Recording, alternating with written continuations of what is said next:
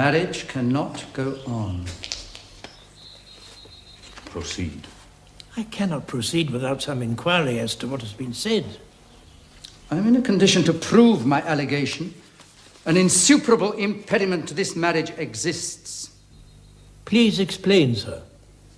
It consists in the existence of a previous marriage. Mr. Rochester has a wife now living.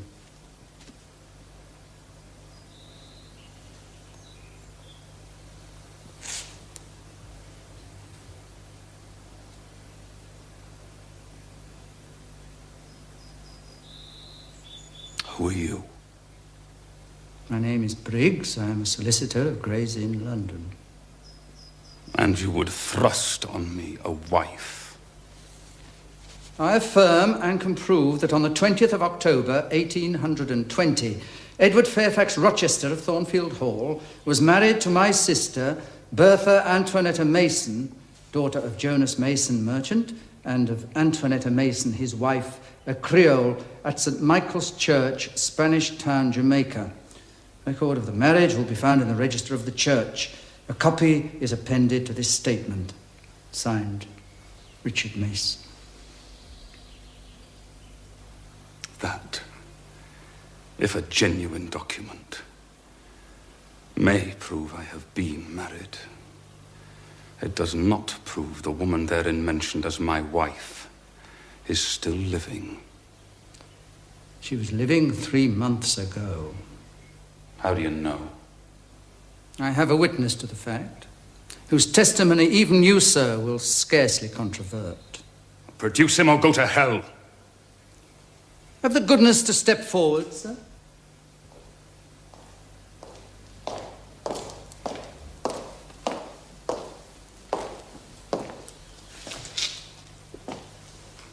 What have you to say? Edward, please understand. I again demand, what in the devil's name have you to say? Mr. Rochester, do not forget you are in a sacred place. Sir, Mr. Rochester may have been married, but are you quite sure that his wife is still living? She is in Thornfield Hall. Impossible. I've served this parish for many years. I've never heard of a Mrs. Rochester at Thornfield Hall.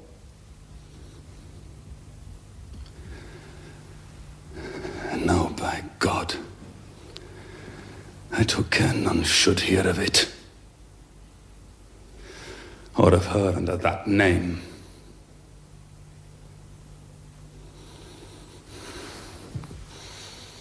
Wood, close your book. Take off your surplice. John Green, leave the church. There will be no wedding today. Come, all of you.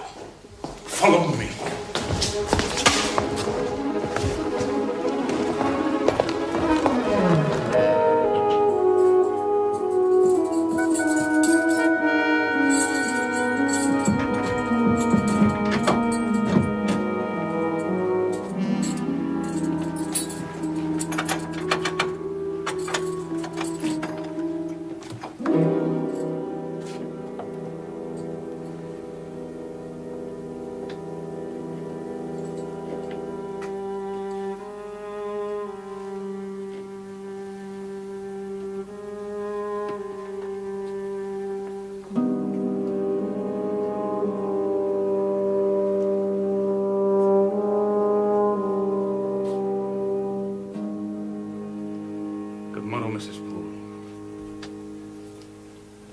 How is your charge today?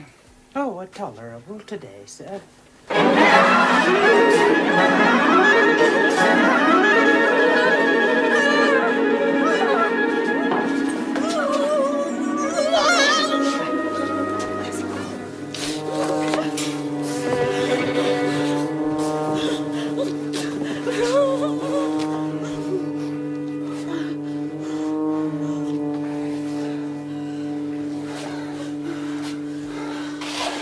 There, gentlemen. There you see my lawful wedded wife. Look at her. Look at her!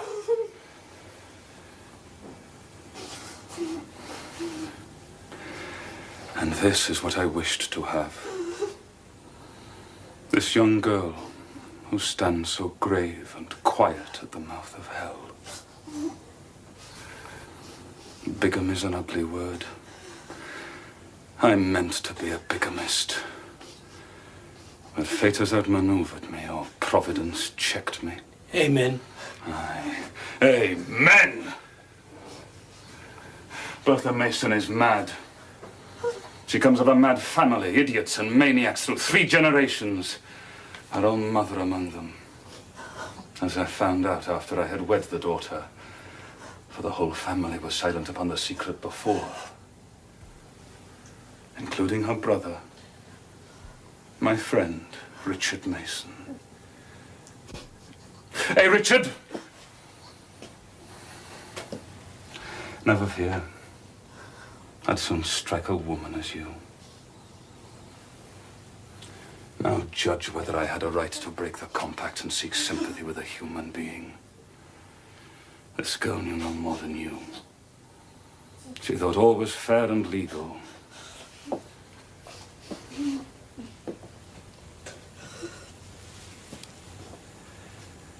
She never dreamt she was going to be trapped into a feigned union with a defrauded wretch. Now judge me.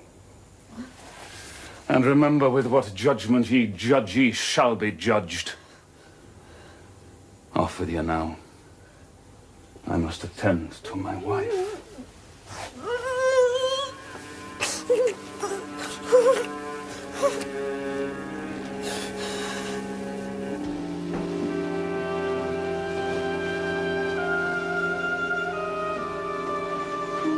Madam.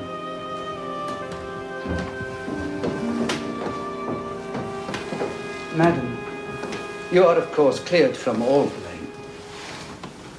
Your uncle, if indeed he should still be living, will be glad to hear of it.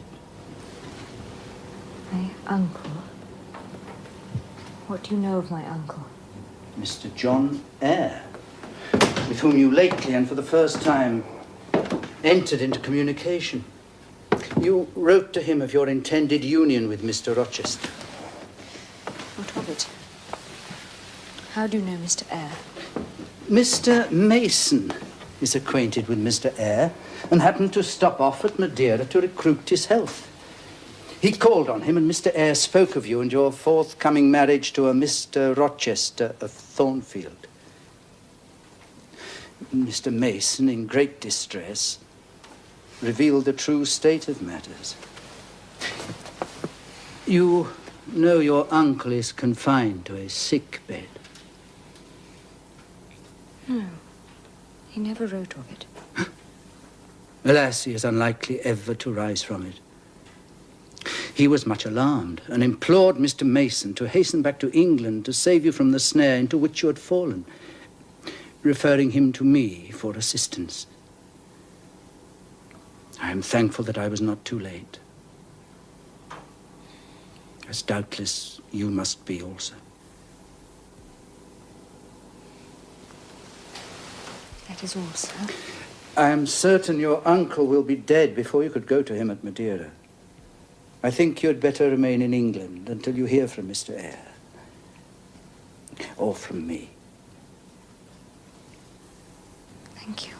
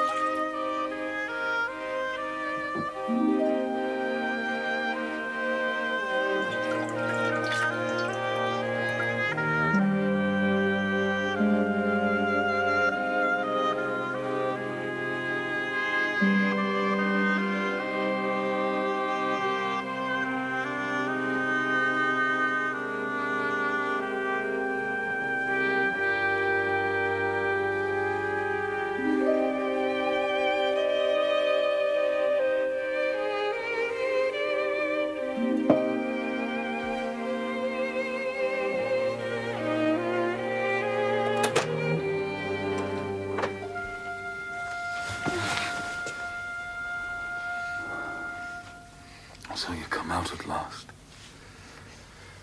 I've been waiting for you long enough.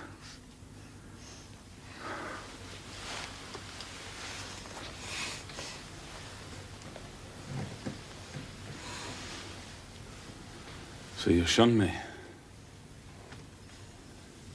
You shut yourself up and grieve alone.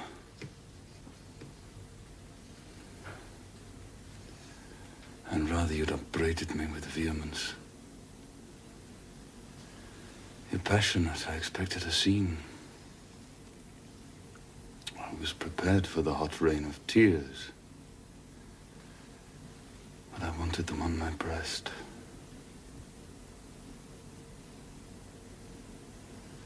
I was wrong. You've not wept at all. Well, Jane? Not a word of reproach. Nothing bitter. Nothing poignant.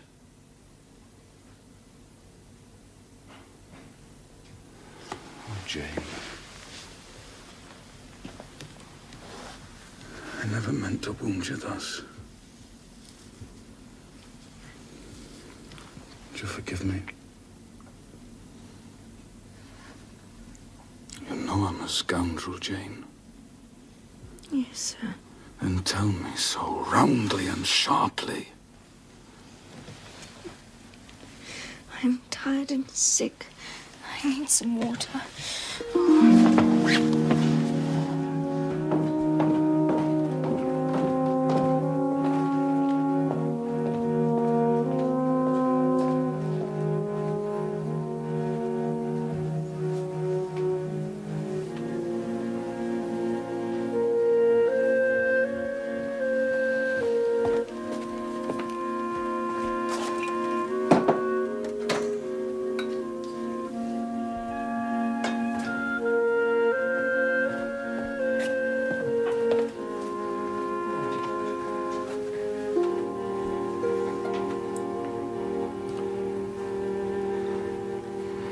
How are you now, Jane? Much better. I'll taste the wine again.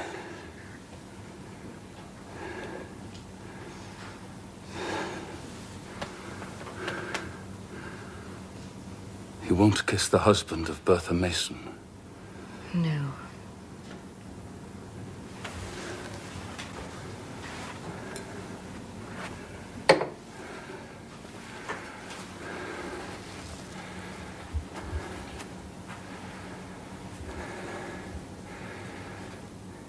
You say nothing. You're thinking how to act. I know you. I'm on my guard. I do not wish to act against you. You will say this man nearly made me his mistress. I must be ice and rock to him. All is changed. I must change too. There's only one way. Adele must have a new governess. Oh, Adele will go to school. I've arranged that already. And you, Jane. You shall not stay in this accursed place, this stone hell with its imprisoned fiend. How can you speak so of her? She cannot help being mad. Oh, Jane, my little darling. So I will call you, for so you are. You misjudge me. It's not because she's mad that I hate her. Look, I have a place to retire to. A secure retreat. Tomorrow we shall go. We? We. Together. You are to accompany me, Jane. Oh, now for the hitch in Jane's character. Now for vexation, exasperation, endless trouble. Jane, will you hear reason? Sit down and we'll listen. Oh, I'm sorry. I'm not angry, my darling. I only love you too well. Your little face was so steely, it drove me mad. I couldn't endure it. Hush now. Hush. Oh, my dear. Oh, Jane. Jane. You don't love me, then? It was only my rank, my station that you valued? Now that you think me disqualified to be your husband, you shrink back like I was some toad or ape. I do love you. More than ever. But this must be the last time I say it. The last time? Mr. Rochester, I must leave you. Leave? now and for the rest of my life. Jane, you shall be my wife! Do not call me married! You shall be Mrs. Rochester! Oh, I will keep to you only so long as you and I live. Oh, Jane, why'd you shake your head? Sir, your wife is still living. Do not call me married! Oh, Jane, let me explain, please. Please, Jane, come, let me explain. Trust me. Come.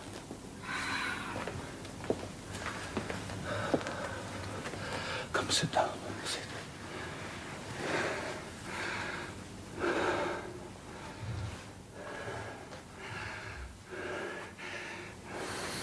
You know I broke with my father and elder brother.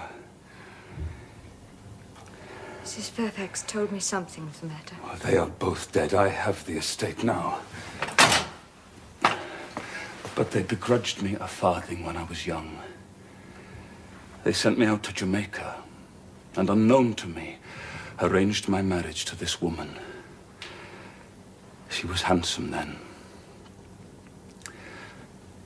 I was young, raw, inexperienced. I seldom saw her, and had little private conversation with her. She flattered me. I was dazzled. I thought I loved her. Her marriage was achieved almost before I knew where I was. Then she revealed herself. Drunken, foul-mouthed, unchaste, disgusting.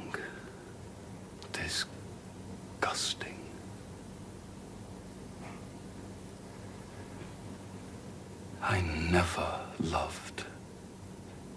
I never esteemed. I didn't even know her. That was my marriage. I could not rid myself of it by any legal means, for the doctors by now had discovered that my wife was mad.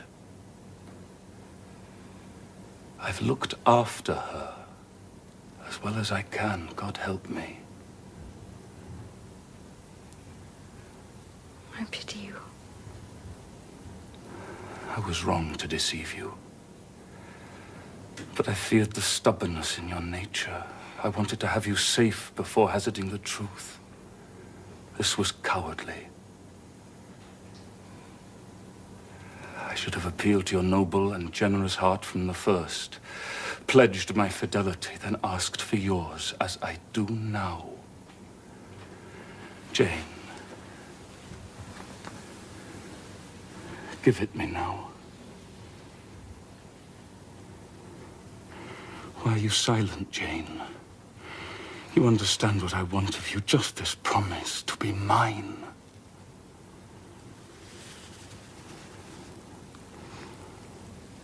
I cannot be yours. Jane, do you mean to go one way in the world and leave me to go another? I do.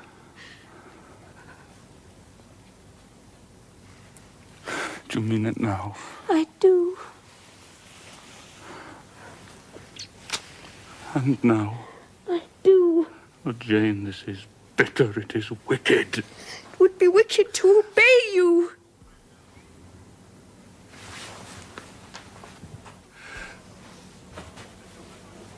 But think of my life when you are gone.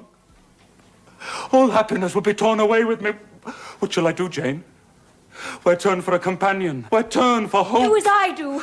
Look to God in yourself. Is it better to drive a fellow creature, a fellow human being to despair than to transgress a mere human law? No man being injured in the breach. Oh, never was anything at once so frail and yet so indomitable. A mere reed she feels in my hand. Oh, come to me, Jane. Come to me. You're going. Yes. You will not be my comforter, my rescuer. I'm going. Oh, Jane, my hope, my love. My life!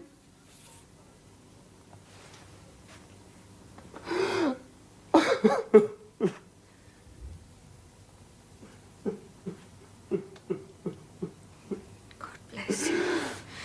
God keep you from harm and wrong. And reward you for your kindness to me. Your love would have been my best reward. Without it, my heart is broken. Please, please do not follow me. You will give me your love. You will. You will!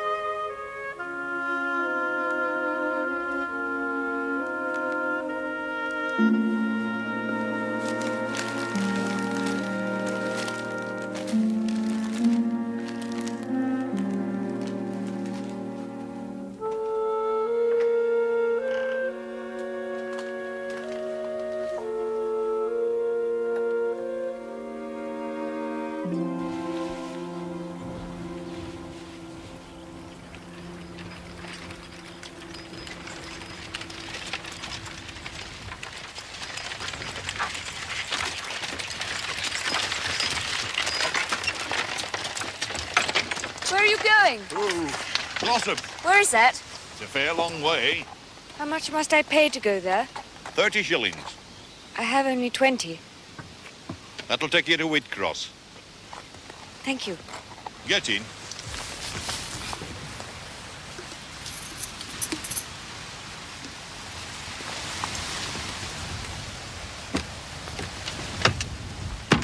Go on.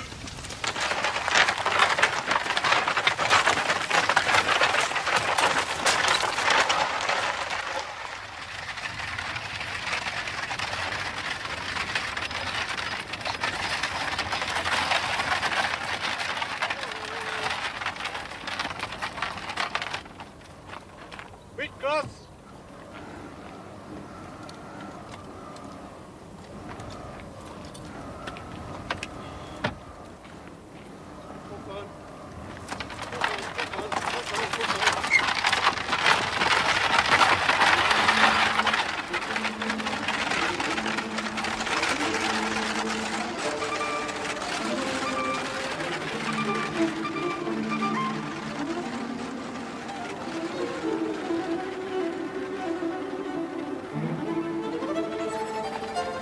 I had left my parcel on the coach, and I had no money. I was destitute.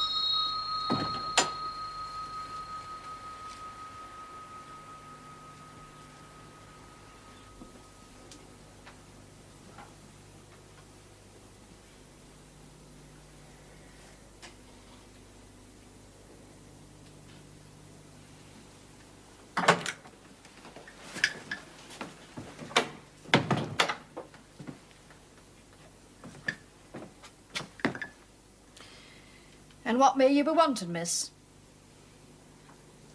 very tired. May I please sit down for a moment?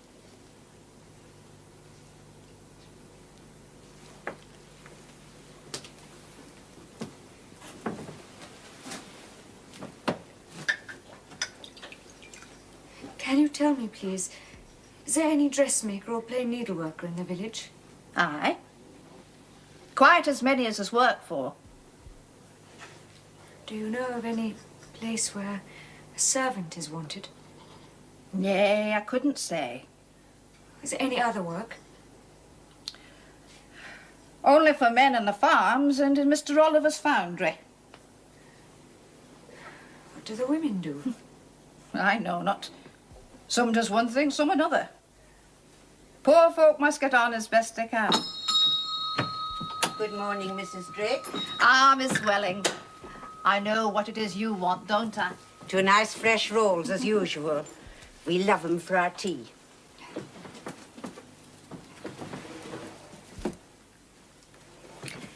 Fresh from Totton. They do smell delicious. Good morning, Mrs. Drake. Thank you, Mum.